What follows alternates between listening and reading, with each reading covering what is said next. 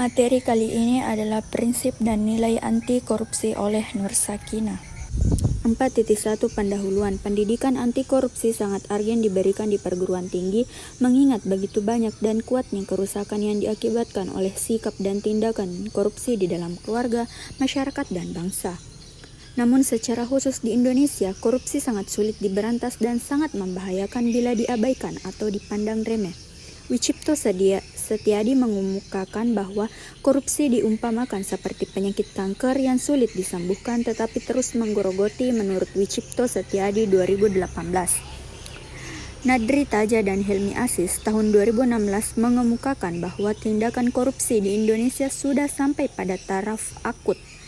Korupsi merajalela di setiap elemen pemerintahan, masyarakat, dan lembaga-lembaga pendidikan dan sudah dianggap sebagai hal yang biasa. Bila kondisi ini terus dibiarkan, maka hal ini akan menghancurkan masyarakat dan negara. Karena itu, korupsi merupakan kejahatan luar biasa. 4.2 Prinsip-prinsip anti korupsi bagian 4.2.1 Akuntabilitas. Akuntabilitas berasal dari kata akuntabel, yang artinya dapat dipertanggungjawabkan. Akuntabilitas sendiri artinya perihal pertanggungjawab, keadaan dapat dimintai pertanggungjawaban. Jadi, akuntabilitas dalam seluruh bidang pekerjaan atau pelayanan menganut prinsip akuntabilitas atau suatu keadaan yang dapat dipertanggungjawabkan.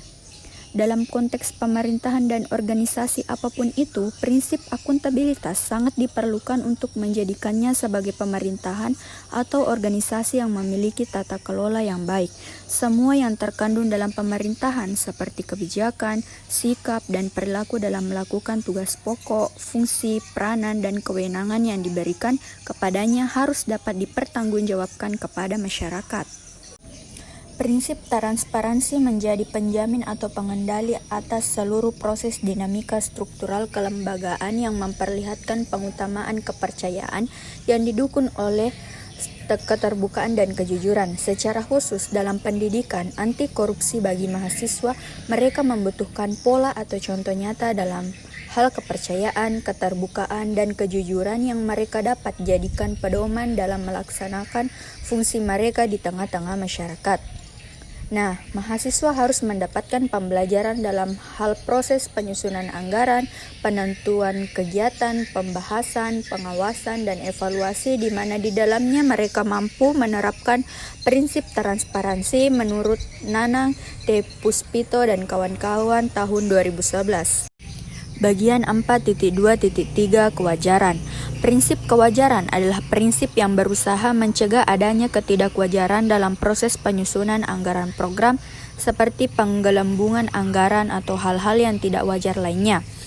Prinsip kewajaran memiliki 5 sifat, yaitu yang pertama komprehensif, yang kedua disiplin, yang ketiga fleksibilitas, yang keempat terprediksi, dan yang kelima kejujuran dan informatif.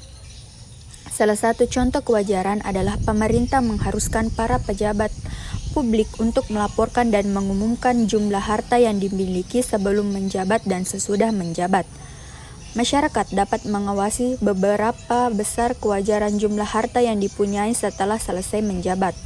Memang, hal ini juga ada kesulitannya. Namun, misalnya ketika harta kekayaan yang diperoleh dengan melakukan korupsi dialihkan kepada orang lain, misalnya anggota keluarga. Contoh lainnya adalah perlu adanya pengukuran terhadap kewajaran atau kepatutan dalam hal pemberian hadiah atau gratifikasi menurut Agus Wibowo dan kawan-kawan tahun 2022. Bagian 4.2.4 Kebijakan. Prinsip kebijakan dimaksudkan agar mahasiswa bisa mendapatkan pengetahuan dan pengertian tentang kebijakan anti korupsi. Kebijakan ini seharusnya berfungsi untuk mengelola aturan interaksi supaya penyelewangan-penyelewangan tidak dapat terjadi. Kebijakan anti korupsi ini bisa berupa undang-undang anti korupsi, undang-undang kebebasan mengakses informasi, undang-undang desentralisasi, undang-undang anti monopoli, dan undang-undang dan peraturan lainnya. Adanya berbagai kebijakan ini akan memudahkan masyarakat untuk mengerti dan mengawasi kinerja para pejabat negara dan bagaimana mereka menggunakan biaya negara. Kebijakan mencakup isi kebijakan, pembuat kebijakan, pelaksana kebijakan, dan kultur kebijakan. Kebijakan anti korupsi akan berdaya guna bila memuat unsur-unsur menyangkut permasalahan korupsi. Kualitas isi kebijakan tergantung pada kualitas dan integritas pembuatnya. Bagian 4.2.5 Kontrol kebijakan. Prinsip kontrol kebijakan adalah upaya mengefektifkan kebijakan dan menghapus semua bentuk korupsi melalui lembaga-lembaga pengawasan di Indonesia dan melalui upaya lembaga mengevaluasi dirinya. Mereformasi sistem pengawasan di Indonesia dan menangani masalah-masalah pengawasan di Indonesia. Kontrol kebijakan dilaksanakan melalui partisipasi, revolusi, dan reformasi. Selanjutnya 4.3 Nilai-nilai anti korupsi. Bagian 4.3.1 Kejujuran. Kejujuran berasal dari kata jujur yang artinya lurus hati, tidak berbohong, dan tidak curang. Di dalam konteks kehidupan mahasiswa, pemahaman nilai kejujuran sangat argen karena nilai ini akan berpengaruh besar dalam kehidupan berkeluarga, bermasyarakat, dan bernegara. Karena itu, kejujuran harus mewarnai seluruh aspek pendidikan dan pengajaran dan mewarnai budaya akademik dan etos kerja seluruh sivitas akademika perguruan tinggi. Nah, nilai kejujuran harus dapat dibuktikan para sivitas akademika dalam integritas akademik dan integritas sosial. Misalnya, tidak melakukan pemalsuan nilai, tidak menjiplak karya orang lain, tidak melakukan berbagai tindakan plagiarisme, tidak berbohong dalam membuat laporan akademik atau laporan keuangan atau hal administratif lainnya menurut Nanang T. Puspito dan kawan-kawan tahun 2011. Bagian 4.3.2 Kepedulian. Para mahasiswa diharapkan akan menjadi pemimpin keluarga, masyarakat, dan pemimpin bangsa di kemudian hari. Salah satu nilai yang harus dimiliki oleh seorang mahasiswa untuk menjadi pemimpin adalah kepedulian. Dengan adanya nilai ini, pada dirinya dia akan peka terhadap kebutuhan orang-orang yang dipimpinnya atau orang-orang yang ada di sekitarnya dan bersedia membantu mereka. Para pendidik harus mendidik dan melatih para mahasiswa untuk menunjukkan kepedulian terhadap proses pembelajaran, pemeliharaan sumber daya di kampus secara baik dan benar, keterlibatan dalam berbagai aktivitas yang memajukan kampus dengan berjuang untuk menghasilkan iuran atau produk ilmiah yang berkualitas. Bagian 4.3.3 Kemandirian. Kemandirian merupakan proses di mana seseorang atau mahasiswa makin dewasa dan mengurangi ketergantungan pada orang lain sehingga dia mampu melakukan tugas dan tanggung jawab secara mandiri. Proses ini sangat penting bagi mahasiswa untuk menjalani masa depannya. Mahasiswa harus belajar mengelola kehidupannya dan semua hal yang menjadi tanggung jawabnya. Dengan adanya nilai ini dalam diri mahasiswa, dia akan mampu melaksanakan semua tugas dengan mandiri tanpa ketergantungan penuh pada orang lain. Menurut Nanang T. Puspito dan kawan-kawan tahun 2011. Bagian 4.3.4 Kedisiplinan.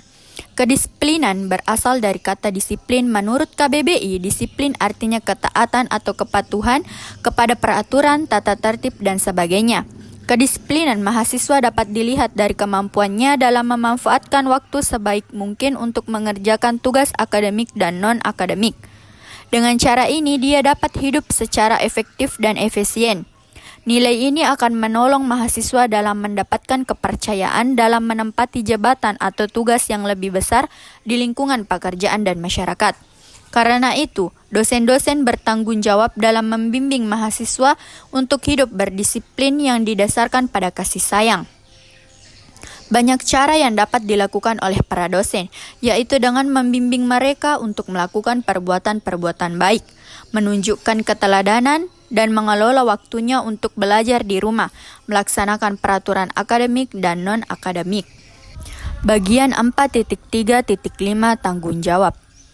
Tanggung jawab artinya keadaan wajib menanggung segala sesuatunya, atau kalau terjadi apa-apa boleh dituntut, dipersalahkan, diperkarakan, dan sebagainya.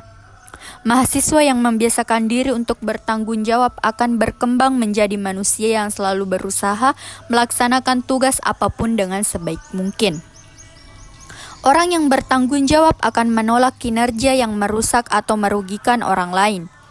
Karakteristik dari mahasiswa yang bertanggung jawab antara lain taat pada aturan, selalu berusaha menunaikan pesan orang tuanya, mengerjakan tugas yang diberikan oleh orang tua, guru, dan teman kerjanya, tidak suka menunda-nunda pekerjaan, tidak menyalahkan orang lain untuk kesalahan yang dia perbuat, siap menanggung resiko atas perbuatannya, menyelesaikan tugasnya dengan tuntas, menjaga kepercayaan yang diberikan kepadanya.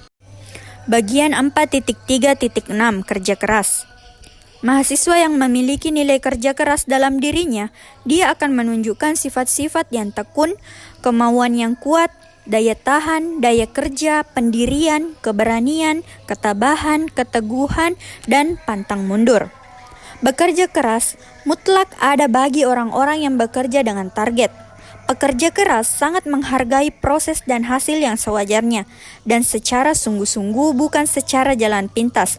Menurut Elvi Trinovani tahun 2016, dalam menanamkan nilai kerja keras yang akan menolong mereka di masa yang akan datang untuk menjadi para pekerja keras yang banyak memberi manfaat bagi lembaga, masyarakat, dan bangsanya. Bagian 4.3.7 Sederhana. Sederhana artinya adalah bersahaja, tidak berlebih-lebihan. Nilai hidup sederhana dapat diperlihatkan melalui sikap yang menolak sikap-sikap tamak, iri, dengki, egois, serakah, konsumtif, dan sebagainya. Sebaliknya, kesederhanaan ditunjukkan dengan hidup sesuai kemampuan, sesuai kebutuhan, dan sebagainya menurut Elvi Trinovani tahun 2016. Penanaman nilai sederhana sangat penting sekali. Kegagalan dalam menanamkan nilai sederhana kepada para mahasiswa sudah pasti menimbulkan akibat di masa yang akan datang, yang sudah dapat diprediksi, yaitu perilaku korupsi yang sangat luar biasa. Bagian 4.3.8 Keberanian. Keberanian berasal dari kata dasar berani yang artinya memiliki hati yang mantap dan rasa percaya diri yang besar dalam menghadapi bahaya, kesulitan, dan sebagainya. Atau tidak takut, gentar, kecut. Dalam arti positif, berani yang dimaksud adalah memiliki kemantapan hati dalam melakukan kebenaran. Untuk bertindak benar, seseorang membutuhkan keberanian. Orang yang berani adalah orang yang berani menanggung risiko. Dalam konteks pendidikan anti korupsi, mahasiswa harus memiliki keberanian untuk menolak godaan dan tawaran untuk melakukan korupsi, berani ditinggalkan karena tidak mau terlibat dalam praktik korupsi, berani melaporkan kepada pihak berwenang bila menemukan praktik korupsi demi menegakkan kebenaran dan keadilan. Seorang yang berani harus memahami siapa dirinya, yaitu perilakunya, sikapnya, dan sistem nilai yang membentuk karakter dan kepribadiannya. Nah, menurut Elvi Trinovani, tahun 2016, mahasiswa yang memiliki keberanian dan dapat terlihat dari sikapnya yang berani menyatakan dan memperjuangkan kebenaran, berani bertanggung jawab, berani menanggung resiko, dan sebagainya. Bagian 4.3.9 Keadilan. Keadilan berasal dari kata sifat adil yang berarti sama berat, tidak berat sebelah, tidak memihak, berpihak pada yang benar, berpegang pada kebenaran. Sepatutnya tidak sewenang-wenang. Untuk terbentuk menjadi orang yang adil dan selalu mengedepankan keadilan, mahasiswa harus memiliki banyak pengetahuan dan pengalaman yang mendasari dia dalam membuat pertimbangan-pertimbangan ketika memutuskan sesuatu secara adil, benar, dan bijaksana menurut Elvi Trinovani tahun 2016. Nilai keadilan dimiliki oleh seseorang bila dia memiliki banyak wawasan dan pengetahuan yang akan menyediakan bagi dia banyak perspektif ketika menimbang-nimbang sesuatu untuk menyelesaikan masalah. Karena itu, mahasiswa harus didorong untuk banyak membaca dan berpikir multidisipliner. Seseorang yang berkeadilan harus mampu berpikir kritis. Karena itu, para dosen dituntut terampil untuk menguasai banyak metode mengajar yang membuat mahasiswanya terampil dalam berpikir kritis dan dalam memecahkan masalah secara seimbang atau secara adil. Nah, itulah tadi pemaparan materi pada video ini. Terima kasih telah menyaksikan video saya. Sampai jumpa di video selanjutnya. Billahi fisabilil haq. Assalamualaikum warahmatullahi wabarakatuh.